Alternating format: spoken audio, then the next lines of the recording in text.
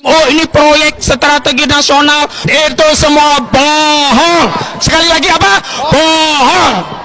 Jadi usut punya usut, mereka mau kerjasama sama Luhut bin Sarpanjaitan, sama Erick Thohir. Disepakati akan dibangun namanya PLTS, apa? Pembangkit listrik tenaga surya. Maka mereka bersepakat. Nah, karena dua konco ini belum bisa bikin panel surya, maka dia kerjasama dengan Cinzi namanya.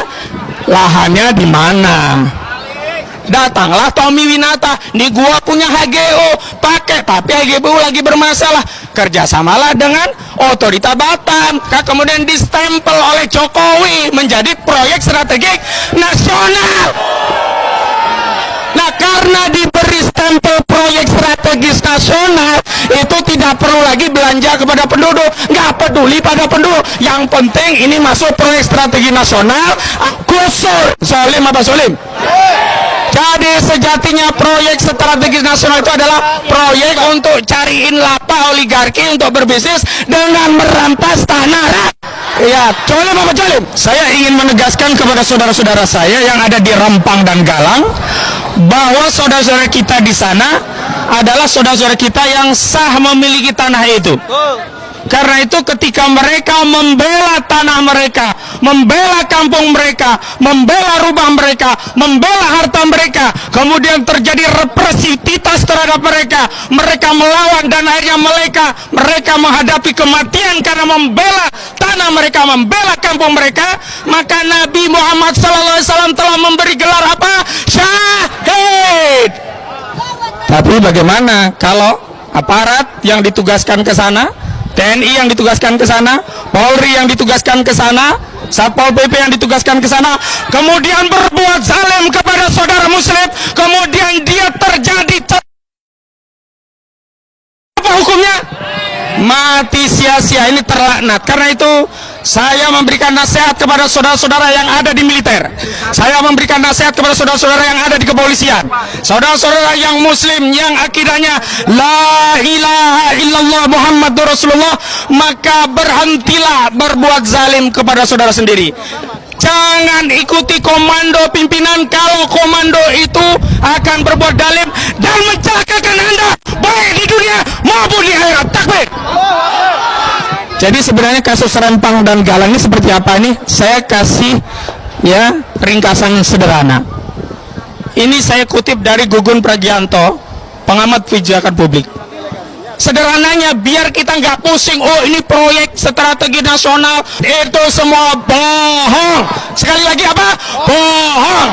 Yang benar begini, ada Singapura, pertumbuhan penduduknya, juga aktivitas bisnisnya meningkat, butuh listrik yang gede. Lalu dia butuh sumber daya listrik.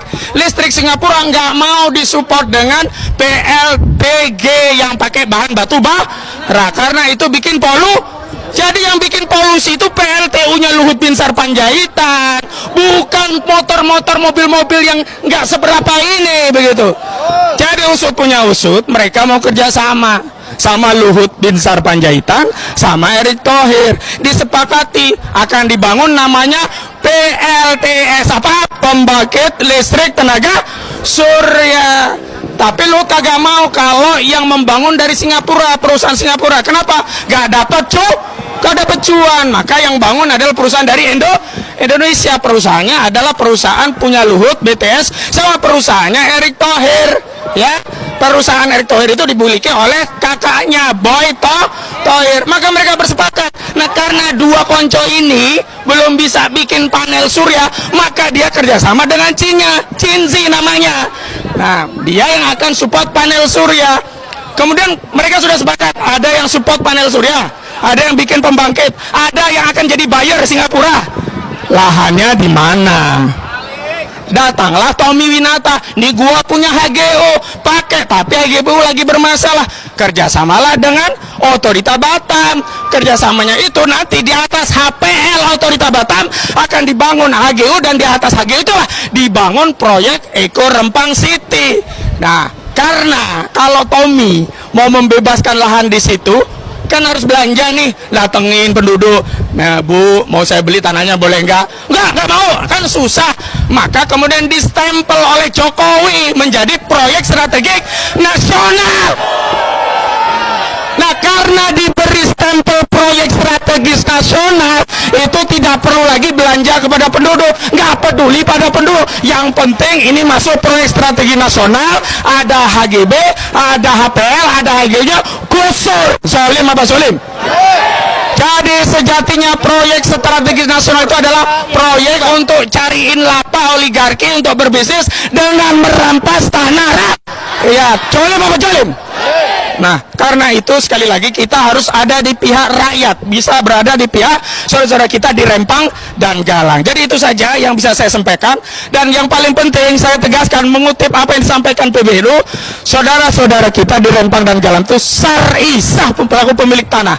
Karena Nabi SAW telah bersabda, ya, barang siapa menghidupkan tanah mati, ya, man ahya ardon fahuwalahu, siapa yang menghidupkan tanah mati, tanah nggak pernah dikelola, nggak pernah ada pemiliknya, dihidupkan, dikelola, maka itu miliknya.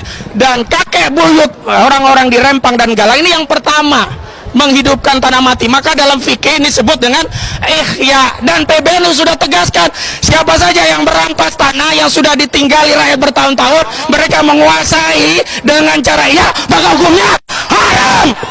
Karena itu Pak Jokowi, Pak Ma'ruf Amin, Bapak Kiai Ma'ruf Amin, tolong nasihati Presiden Republik Indonesia yang ada di samping Anda. Katakan, Pak Jokowi merampas tanah rakyat Rempang menurut fatwa PBNU itu hukumnya apa? Haram.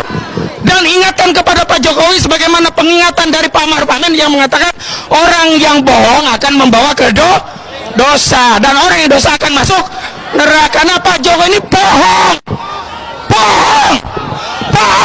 Karena dalam kampanye 2019 yang lalu menjanjikan paling lama 3 bulan akan terbitkan sertifikat untuk kampung-kampung tua, 16 kampung tua di Rempang dan Galang. Yang terjadi bukan sertifikat yang datang, tapi tentara dan polisi. Begitu diprotes rakyat katanya memiting. Ketika diprotes lagi katanya, ini saya piting ini. Ini saya piting, saya rangkul.